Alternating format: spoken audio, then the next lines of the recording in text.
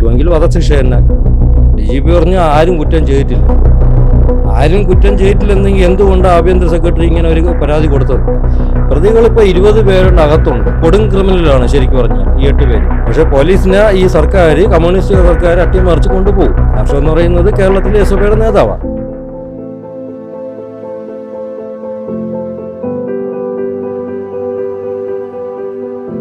നമസ്കാരം. വയനാട് പൂക്കോട് വെറ്റിനറി കോളേജിലെ വിദ്യാർത്ഥി സിദ്ധാർത്ഥിൻ്റെ മരണത്തിൽ നേരറിയാൻ CBI ഡൽഹി എയിംസിനെ സമീപിക്കാനൊരുങ്ങുകയാണ്.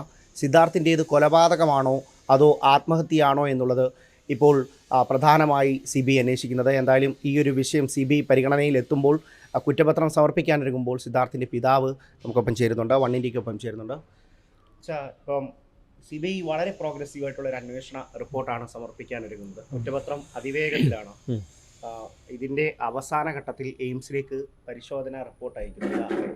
അതെ, ശരിക്കും വളരെ നല്ലൊരു തീരുമാനമാണ്. തീരുമാനമൊന്നും പറയാൻ പറ്റില്ല, അതൊരു നല്ലൊരു മൂവ്മെൻ്റ് ആണെന്ന് പറയാം. കാരണം CBI അല്ലേ, അവർക്ക് അവൻ്റെ തലനാരിഴ കീറി പരിശോധിക്കും എന്ന് നമ്മൾ കേട്ടിട്ടേ ഉള്ളൂ. അപ്പോൾ ഇപ്പോൾ നമ്മളത് കറക്റ്റ് അത് കണ്ടുകൊണ്ടിരിക്കുക. അത് നല്ല രീതിയിൽ അവർ പരിശോധിച്ചുകൊണ്ടിരിക്കുന്നു. അതുകൊണ്ടാണല്ലോ ഈ എയിംസിലോട്ട് അയച്ചത് തന്നെ. ഇല്ലെങ്കിൽ എനിക്ക് തോന്നുന്നില്ല, ഞാനിതുവരെയും കേട്ടിട്ടില്ല ഇങ്ങനെയുള്ള. ചിലപ്പോൾ നടന്ന് കാണുമായിരിക്കും, എയിംസിൽ അയക്കുന്നു, കാര്യങ്ങൾ നടക്കുന്നു എന്നുള്ളത്. പക്ഷേ അത്രയും ഒരു സംശയകരമായ കാര്യമുണ്ട്. അതുകൊണ്ട് തള്ളിക്കളയാൻ പറ്റില്ല അതുകൊണ്ട് തന്നെയാണ് CBI ശരിക്കും എയിംസിൻ്റെ റിപ്പോർട്ട് തേടുന്നത്. ബാക്കി ഒരു മെഡിക്കൽ ബോർഡ്, ഞാൻ അത് കണ്ട്, ഒരു മെഡിക്കൽ ബോർഡിൻ്റെ റിപ്പോർട്ട് തേടുന്നുണ്ട്. മെഡിക്കൽ ബോർഡ് രൂപീകരിക്കുന്നു എന്ന് പറയുന്നു. അതെല്ലാം ശരിക്കും എന്ന് പറഞ്ഞാൽ നല്ലൊരു കാര്യമായിട്ടുള്ള ഒരു സംഭവം നടന്നിട്ടുണ്ട്. അതുകൊണ്ട് തന്നെയാണ് ഒരു ഇൻവെസ്റ്റിഗേഷൻ ഏജൻസി ഈ ഒരു രീതിയിൽ മുന്നേറുന്നത്. ശരിക്കും ഞാനത് നല്ല രീതിയിൽ തന്നെ കാണുന്നു, നല്ല പോസിറ്റീവ് മൂവ്മെൻ്റ് ആയിട്ട് തന്നെ കാണുന്നു. വെറുതെ ഒരു റിപ്പോർട്ടായിട്ട് ഒരു അന്വേഷണമോ എന്നൊന്നും തള്ളിക്കളയാൻ പറ്റില്ല. അത് ഈ പ്രതികളെ 8 പേരും ഇപ്പോൾ ജാമ്യ ഹർജിയുമായിട്ട് മുന്നോട്ട് പോവുകയാണ്. അതിലെന്താണ് ഇപ്പോൾ അവസാനത്തെ? പ്രതികൾ 8 പേര് എന്നുള്ള ജാമ്യ ഹർജി എന്നുള്ളത് ശരിയാണ്. പക്ഷേ പ്രതികൾ 8 പേര് എന്ന് പറയാൻ പറ്റില്ല. പ്രതികളിപ്പോൾ 20 പേരുടെ അകത്തുണ്ട്. പക്ഷേ ഇതുവരെ ഇതിനും പുറത്തുണ്ട് ആൾക്കാർ. അവരെല്ലാവരും പ്രതികളാവും. കാരണം ഇങ്ങനെ ഒരു പഴുതടച്ച അന്വേഷണം ആകുമ്പോൾ ഇനി 20 പേരിൽ പുറത്തും പ്രതികളാവും, അത് ഉറപ്പായിട്ടാവും. അപ്പോൾ 8 പേരെന്ന് പറയുമ്പോൾ ആദ്യമായിട്ട് അറസ്റ്റ് ചെയ്തവരാണ് ഈ 8 പേര്. അത് കൊടും ക്രിമിനലാണ് ശരിക്കും പറഞ്ഞാൽ ഈ 8 പേര്. അവർ ജാമ്യ ഹർജിയായിട്ട് പുറത്ത് പോകുമെന്ന് പറഞ്ഞ് അത് ചിലപ്പം നിയമം അനുവദിക്കുമായിരിക്കും. ഇത്ര ദിവസത്തിൽ അവർക്ക് റിമാൻഡ് ചെയ്ത് കഴിഞ്ഞാൽ അവർക്ക് ജാമ്യം കൊടുക്കണം എന്ന് പറഞ്ഞിട്ട് അവർ ജാമ്യത്തിന് പോവും. നമ്മൾ കുറ്റപത്രത്തിന് പോവും, കുറ്റപത്രം കൊടുക്കും. CBI കുറ്റപത്രം കൊടുത്തിട്ടുണ്ട്. അവർ ജാമ്യത്തിന് അപേക്ഷിക്കട്ടെ, അത് കുഴപ്പമില്ല. പക്ഷേ കുറ്റവാളികളാണ് തെളിഞ്ഞു കഴിഞ്ഞാൽ ബഹുമാനപ്പെട്ട കോടതിക്ക് അത് ബോധ്യമാവും, ഇത് കൊടുക്കണമോ, ജാമ്യം കൊടുക്കണമോ വേണ്ടതെന്ന്. ബഹുമാനപ്പെട്ട കോടതി തന്നെ തീരുമാനിക്കും അത് ജാമ്യം കൊടുക്കണോ വേണ്ടതെന്ന്. CBI വരെയുള്ള അന്വേഷണത്തിൽ ഈ കേസ് നിൽക്കുമ്പോൾ സ്വാഭാവികമായിട്ട് ഉയരുന്ന ഒരു പ്രധാനപ്പെട്ട ഒരു സംശയം, അതായത് അത്രയും അടി കൊണ്ട് അവശനായിട്ടുള്ള ഒരു വിദ്യാർത്ഥി സിദ്ധാർത്ഥ് സ്വയമേ എണീച്ച് ബാത്റൂമിൽ പോയി ആത്മഹത്യ ചെയ്യാനുള്ള ഒരു തോന്നലുണ്ടാകുമോ? അല്ലെങ്കിൽ ആ ഒരു ത്രാണി ആ സമയത്തുണ്ടോ? അത്രയും അവശനാണ്, ഭക്ഷണം കഴിച്ചിട്ടില്ല, സ്വയമേ അങ്ങനെ ആത്മഹത്യ ചെയ്യേണ്ട ആവശ്യം അവിടെ വരുന്നില്ല. അതുകൊണ്ട് തന്നെ ഇതൊരു കൊലപാതകമാണ് എന്നുള്ളൊരു സൂചന കൂടി സംശയം വരുന്നത്.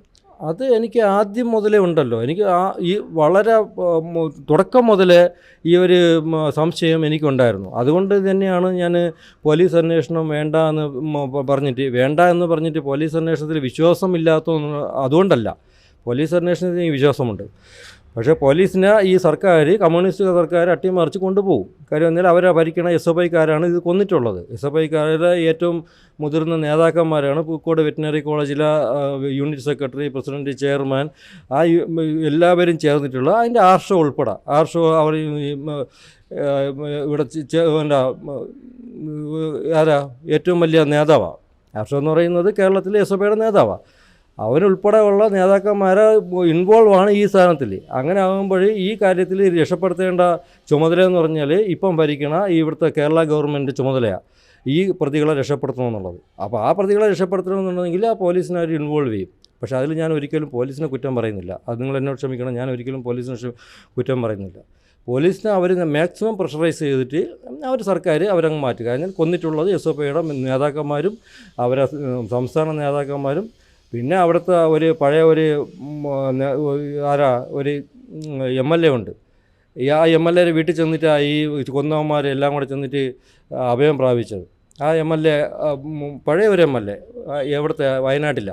ആ എം എൽ എ കൂടെ മജിസ്ട്രേറ്റിൻ്റെ വീട്ടിൽ വരെ പോയിട്ട് അല്ലെങ്കിൽ അദ്ദേഹത്തിൻ്റെ ചേംബർ വരെ പോയിട്ട് ഒരു ജാമ്യം എടുക്കാൻ പോയിട്ടുള്ള ഒരു വ്യക്തിയാണ്. അവരെല്ലാവരും ഇൻവോൾവ് ആയ ഒരു കേസിൽ ഈ സർക്കാരിൻ്റെ ഭാഗത്തുനിന്ന് എനിക്കൊരു നീതി കിട്ടുമെന്നുള്ള കാര്യം അറിയില്ല എന്നല്ല, എനിക്ക് ഉറപ്പാണ്. അതുകൊണ്ടാണ് CBIയിലോട്ട് പോയത്. CBI അത് അന്വേഷിച്ച് കൃത്യമായിട്ട് കൊണ്ടുവരുന്നുണ്ട്, അതിൻ്റെ നല്ല രീതിയിൽ നടത്തുന്നുണ്ട്. അപ്പോൾ ഇതിലും വലിയ രീതിയിൽ ഈ പറയും പോലെ വലിയ ഇൻവോൾവോ ആർക്കും ചെയ്യാൻ പറ്റുമെന്ന് എനിക്ക് തോന്നുന്നില്ല. CBI അതിൻ്റെ രീതിയിൽ തന്നെ അന്വേഷിച്ചുകൊണ്ട് പോകുന്നുണ്ട്. എനിക്കതിൽ നല്ല വിശ്വാസമുണ്ട്. CBI അന്വേഷണത്തിൽ പൂർണ്ണ തൃപ്തിയാണ്. അന്വേഷണ തൃപ്തിയാണ്, എനിക്കും തൃപ്തിയാണ്. ഈ തിരഞ്ഞെടുപ്പ് ഘട്ടത്തിൽ ഈ വിഷയം പുകമറയാക്കാൻ പലരും ശ്രമിച്ചിരുന്നു. അതായത് ഈ ഒരു വിഷയമേ മാറ്റി വെച്ചുകൊണ്ട് ഈ ഒരു തിരഞ്ഞെടുപ്പിലും മറ്റു വാഗ്ദാനങ്ങളും പ്രകടന പത്രികയും ഒക്കെയാണ് CPM നിരത്തിയത്. പക്ഷേ സിദ്ധാർത്ഥിന്റെ വിഷയം അപ്പോഴും കുടുംബത്തിന് നീതി എന്ന് പറയുന്നൊരു ആവശ്യം അവിടെ ഉണ്ടല്ലോ. അങ്ങനെയുള്ള നീക്കങ്ങൾക്കെതിരെ എന്തായിരുന്നു? ഇല്ല, ഞാൻ പറഞ്ഞ തിരഞ്ഞെടുപ്പും ഇതുമായിട്ട് ഞാൻ കൂട്ടിക്കുഴയ്ക്കുന്നില്ല. തിരഞ്ഞെടുപ്പ് എന്ന് പറഞ്ഞാൽ പലർക്കും പല പാർട്ടിക്കും പല അജണ്ട ഉണ്ടാവും. ഇപ്പോൾ കേരളത്തിൽ പല പാർട്ടികളുണ്ടല്ലോ, അത് അവർക്ക് അവരുടെ അജണ്ട ഉണ്ടാവും, അത് അവരെ പ്രകടന പത്രിക ഉണ്ടാവും. അതിലൊന്നും ഞാൻ ഇൻവോൾവ് ആവുന്നില്ല. അത് അവരുടെ കാര്യം. പിന്നെ തിരഞ്ഞെടുപ്പിന് വേണ്ടിയിട്ട് ആ സമയത്ത് എല്ലാവരും മൂടിക്കെട്ടാൻ വേണ്ടിയിട്ട് മുഖ്യമന്ത്രി പെട്ടെന്നൊരു അന്വേഷണം പ്രഖ്യാപിച്ചിട്ട് ഈ എല്ലാവരും മൂടിക്കെട്ടാൻ വേണ്ടിയിട്ട് ഒരു കാര്യം ചെയ്തു എന്നുള്ള കാര്യം സംഭവം അത് സത്യമാണ്. അത് ഞാനിപ്പോൾ ഞാൻ എപ്പോഴും പറയാം. എന്നിട്ട് അവർ അട്ടിമറിക്കാൻ വേണ്ടി തന്നെ ശ്രമിച്ചു. ശരിക്കും പറഞ്ഞാൽ CBI അന്വേഷണം വരാതിരിക്കാൻ വേണ്ടിയിട്ട്, അന്വേഷണം അട്ടിമറിക്കാൻ എന്നല്ല, അന്വേഷണം വരാതിരിക്കാൻ വേണ്ടിയിട്ട് മാക്സിമം ഈ സർക്കാർ ശ്രമിച്ചു അന്വേഷണം അട്ടിമറിക്കാനായിട്ട്. പക്ഷേ നമ്മളും അതിൻ്റെ കൂടെ നടന്നു. ഈ പറയും പോലെ അട്ടിമറിക്കാതിരിക്കാൻ വേണ്ടിയിട്ട് ചെന്ന് അന്വേഷിച്ച് അവിടെ പോയി ഇവിടെ പോയി. എന്തുകൊണ്ട് അത് നിങ്ങൾക്ക് തന്നെ എല്ലാവർക്കും അറിയാം. ഈ റിപ്പോർട്ട് കൊടുത്തത് എവിടെയാണ്? ഡൽഹിക്ക് കൊടുക്കേണ്ട റിപ്പോർട്ട് കൊണ്ട് കൊച്ചിയിൽ കൊടുക്കേണ്ടത് കൊണ്ട് പൂഴ്ത്തി വെച്ചു. അവസാനം ഇവരെ വാമൂടി കെട്ടാൻ വേണ്ടിയിട്ട് 2-3 ആൾക്കാരെ സസ്പെൻഡ് ചെയ്തു. പിന്നെ ആഭ്യന്തര സെക്രട്ടറി പറഞ്ഞു ഇത് അന്വേഷിക്കേണ്ട ആൾക്കാരെ കുറ്റവാളികളെ എത്രയും പെട്ടെന്ന് കണ്ടുപിടിക്കണമെന്ന് പറഞ്ഞുകൊണ്ട് DGPക്ക് റിപ്പോർട്ട് കൊടുക്കുന്നു. അസ്വാഭാവികം. ആ റിപ്പോർട്ട് കൊടുക്കുന്നു. എന്നിട്ട് DGP എന്താ റിപ്പോർട്ട് കൊടുത്തത്? DGP പറഞ്ഞു ആരും കുറ്റം ചെയ്തിട്ടില്ല. ആരും കുറ്റം ചെയ്തിട്ടില്ലെന്നെങ്കിൽ എന്തുകൊണ്ടാണ് ആഭ്യന്തര സെക്രട്ടറി ഇങ്ങനെ ഒരു പരാതി കൊടുത്തത്? അങ്ങനെ കുറ്റം ചെയ്തിട്ടുണ്ടെങ്കിൽ ആഭ്യന്തര സെക്രട്ടറി ആയിരിക്കും കുറ്റം ചെയ്തിട്ടുള്ളത്, അല്ലെങ്കിൽ ആഭ്യന്തര മന്ത്രി ആയിരിക്കും കുറ്റം ചെയ്തിട്ടുള്ളത്. എന്തുകൊണ്ടാണ് അതിൻ്റെ പുറകെ പോകാത്തത്? ചോദ്യം, ഈ ക്രിമിനലുകളെ സംരക്ഷിക്കേണ്ടത് ആരുടെ ആവശ്യമാണ്? അതുകൊണ്ടാണോ ഇവർക്കൊക്കെ ഇത്ര വലിയ ജനകീയതയും പിന്തുണയും? അല്ലെങ്കിൽ ഇത്രയും വലിയൊരു കൊലപാതകത്തിലേക്കെന്ന് പറയുന്നു, ആത്മഹത്യയാണെന്ന് പറയുമ്പോഴും കൊലപാതക സംശയമുള്ള കേസിൽ ഇത്രയും പ്രതികൾ വളരെ സംരക്ഷിതമായിട്ട് നല്ല രീതിയിൽ അവർക്കൊരു രാഷ്ട്രീയ പിന്തുണ കിട്ടുന്നുണ്ടെന്ന് മനസ്സിലാക്കാം. അത് ഉറപ്പാണല്ലോ, യാതൊരു സംശയവുമില്ല. ഇത് കുറ്റം ഈ ക്രിമിനലുകളെ സംരക്ഷിക്കേണ്ടതെന്ന് പറഞ്ഞാൽ ഇപ്പോൾ ഈ ഭരിക്കണ ക്രിമിനലുകളാരാണ്? ഇടതുപക്ഷത്തിൻ്റെ വിദ്യാർത്ഥി സംഘടനയാണ് SFI. ഈ SFIയുടെ നേതാക്കന്മാരാണ്. ഞാൻ വീണ്ടും പറയാം, SFIയുടെ പ്രവർത്തകരല്ല, SFIയുടെ പൂക്കോട് വെറ്റിനറി കോളേജിലെ SFIയുടെ മുതിർന്ന നേതാക്കന്മാരാണ് ഈ കൊല ചെയ്തിരിക്കുന്നത്, ഈ കൊലയ്ക്ക് കൂട്ടുനിന്നിരിക്കുന്നത്. അപ്പോൾ അവരെ രക്ഷിക്കേണ്ടത് ഏറ്റവും ചുമതല അവരെ മാതൃസംഘടന എന്ന് പറയുമ്പോൾ ഈ ഇവിടുത്തെ ഭരിക്കുന്ന കമ്മ്യൂണിസ്റ്റുകാർ, അവർക്ക് രക്ഷപ്പെടുത്തിയേ പറ്റുള്ളൂ. അവർക്ക് ഈ വിദ്യാർത്ഥി സംഘടനയായിട്ടുള്ള SFIയും DYFIയും ഇല്ലയെന്നുണ്ടെങ്കിൽ അവർക്ക് ഇവിടെ നിലനിൽപ്പില്ല. അവരെ സംരക്ഷിച്ചേ പോയേ പറ്റുള്ളൂ. അവരെ ഏത് രീതിയിൽ പോയി അവർ സംരക്ഷിക്കും. അവർ സംരക്ഷിച്ചോട്ടെ, ഞാൻ എൻ്റെ രീതിയിൽ എൻ്റെ ഫൈറ്റ് ചെയ്തുകൊണ്ടിരിക്കും. ഇവിടെ ഈ തിരഞ്ഞെടുപ്പ് സമയത്ത് വോട്ട് ചോദിച്ച് LDFിൽ നിന്ന് ആരെങ്കിലും ഒക്കെ വന്നിരുന്നു? ഇല്ല, എൻ്റെ വീട്ടിൽ ഇതുവരെയ്ക്കും LDFിൽ നിന്ന് ആരും വോട്ട് ചെയ്തിട്ട് എൻ്റെ വീട്ടിൽ വന്നിട്ടില്ല. ഇതുവരെയ്ക്കും വന്നിട്ടില്ല. അതിൽ ഒരു വോട്ട് കഴിഞ്ഞു, ഓക്കെ. എൻ്റെ വീട്ടിൽ ആരും വന്നിട്ടില്ല, ഇതുവരെയും വന്നിട്ടില്ല. സ്വാഭാവികമായിട്ട് ഈ ഒരു വിഷയത്തിൽ കോൺഗ്രസും BJPയും അടക്കമുള്ള മറ്റു മുന്നണികളൊക്കെ സിദ്ധാർത്ഥിൻ്റെ കുടുംബത്തിനൊപ്പം നിന്നു. അതുകൊണ്ടൊക്കെ തന്നെ CPMന് വലിയൊരു ക്ഷീണമായിരുന്നു. പക്ഷേ ഒപ്പം നിന്ന രാഹുൽ അടക്കമുള്ള ഷാഫി അടക്കമുള്ള നേതാക്കളെ, കോൺഗ്രസിൻ്റെ സംബന്ധിതരായ നേതാക്കളെയൊക്കെ പിന്നീട് അപകീർത്തിപ്പെടുത്തുന്ന പല സംഭവങ്ങളും ഉണ്ടാകുന്നുണ്ട്. ശരി, ഞാൻ പറയട്ടെ. അതിപ്പം ഈ വീട്ടിൽ വന്നിട്ടുള്ളത് ആരാണ്? ഇപ്പം കോൺഗ്രസോ കമ്മ്യൂണിസ്റ്റോ അങ്ങനെ ഒരു ആൾക്കാർ എൻ്റെ വീട്ടിൽ വന്നിട്ടില്ല. ശരിക്കും പറഞ്ഞാൽ എൻ്റെ വീട്ടിൽ വന്നിട്ട് അങ്ങനെ ബിഹേവ് ചെയ്തിട്ടില്ല. ഈ വീട്ടിൽ വരുന്ന ആരാണ്? ഞാൻ കോൺഗ്രസ്സുകാരാണ്, എല്ലാവർക്കും എനിക്കും അറിയാം. വരുന്നവരാരാണ് ഏതാണ് എനിക്ക് നല്ലവണ്ണം അറിയാം. പക്ഷേ ഒരാൾ പോലും ഒരു രാഷ്ട്രീയ ചുവയോടുകൂടി നമ്മളോട് സംസാരിക്കുകയോ ഒന്നും ചെയ്തിട്ടില്ല. BJPക്കാർ വന്നിട്ടുണ്ട്, എൻ്റെ ഒരു സഹോദരനെ പോലെ എന്നോട് സംസാരിച്ചിട്ടുണ്ട്, ആ സഹോദരിയെ പോലെ എൻ്റെ ഭാര്യയോട് സംസാരിച്ചിട്ടുണ്ട്, സിദ്ധാർത്ഥൻ്റെ അച്ഛൻ്റെ അടുത്ത്, അമ്മയുടെ അടുത്ത്. അത് കഴിഞ്ഞിട്ട് കോൺഗ്രസിൻ്റെ പലവരും വന്നിട്ടുണ്ട്, പല ആൾക്കാരും വന്നിട്ടുണ്ട്. പിന്നെ പല മതത്തിൻ്റെ ആൾക്കാരും, പല മതത്തിൻ്റെ ആൾക്കാരും ഇപ്പോൾ അത് പിന്നെ പ്രത്യേകിച്ച് പറഞ്ഞു കഴിഞ്ഞാൽ ഈ പറയുമ്പോൾ അത് നന്ദി കേടാവും ആരെങ്കിലും വിട്ട് കഴിഞ്ഞാൽ. എല്ലാ പേരും വന്നിട്ടുണ്ട്. ഒരൊറ്റ ആൾക്കാർ പോലും ഒരു മതത്തിൻ്റെ ഒരു രാഷ്ട്രീയ ചുവയോടുകൂടി നമ്മളെ സമീപിച്ചിട്ടില്ല ഇതുവരയ്ക്കും. അവർക്ക് എന്ത് വേണം, നിങ്ങൾക്ക് എന്ത് വേണം, ഏത് സമയത്ത് വാ, ഏത് പാതിരാത്രി വാ, എൻ്റെ വീട്ടിൽ വാ, അല്ലെങ്കിൽ എന്നെ ഫോൺ വിളി, സിദ്ധാർത്ഥൻ്റെ കേസിൽ വെച്ചിട്ട് എന്ത് സഹായം വേണം ചെയ്യാം.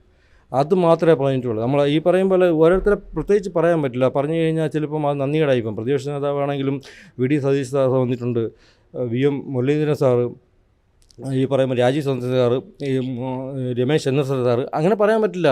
ഈ തങ്ങൾ സാറ്, ലീഗിൻ്റെ എല്ലാവരും തിലങ്കേരി സാറ്, അദ്ദേഹം എല്ലാവരും വന്നിട്ടുണ്ട്. ഈ പറയുമ്പോൾ അവരാരും രാഷ്ട്രീയ ചുവയോട് വന്നിട്ടുള്ളതല്ല. വരാത്തതെന്ന് പറഞ്ഞാൽ അവനെ കൊന്ന SFIയുടെ ആ പാർട്ടിയുടെ മാതൃസംഘമായിട്ടുള്ള ആ CPMൻ്റെ അവന്മാർ മാത്രമേ ഇവിടെ വരാതുള്ളൂ. ആദ്യത്തെ 2 ദിവസം വന്നിട്ടുണ്ട്. അത് കഴിഞ്ഞാൽ അവർക്ക് മനസ്സിലായി കൊന്നത് നമ്മളാണല്ലോ, ഇത് നമ്മൾ പോയിട്ട് കാര്യമില്ല. അതുകൊണ്ട് തന്നെയാണ് അവർ വരാത്തത്. തീർച്ചയായിട്ടും. അപ്പം CBI അന്വേഷണം പുരോഗമിക്കുന്ന, എയിംസിൽ റിസൾട്ട് വരാൻ കാത്തിരിക്കുകയാണ്. ഇതിനുശേഷം ഒരു അന്തിമ വിധി ഉണ്ടാകും, ശുഭപ്രതീക്ഷയിൽ തന്നെയാണ്. ഉറപ്പായിട്ടും. കാരണം വെച്ചാൽ അത് അന്വേഷിക്കുന്ന CBI ആണല്ലോ. അതുകൊണ്ട് പിന്നെ എനിക്ക് യാതൊരു വിഷയമോ ടെൻഷനോ ഒന്നുമില്ല. അതുകൊണ്ട് അവർ കൃത്യമായിട്ട് അതിൻ്റെ വളരെ നല്ല രീതിയിൽ അവർ അന്വേഷിച്ച്, അതുകൊണ്ടാണല്ലോ എയിംസ് വരെ പോയത്. നല്ല രീതിയിൽ അന്വേഷിച്ച് അവർ കൊണ്ടുവരും. ആ ഒരു ശുഭപ്രതീക്ഷയിലാണ് നമ്മൾ നിൽക്കുന്നത്.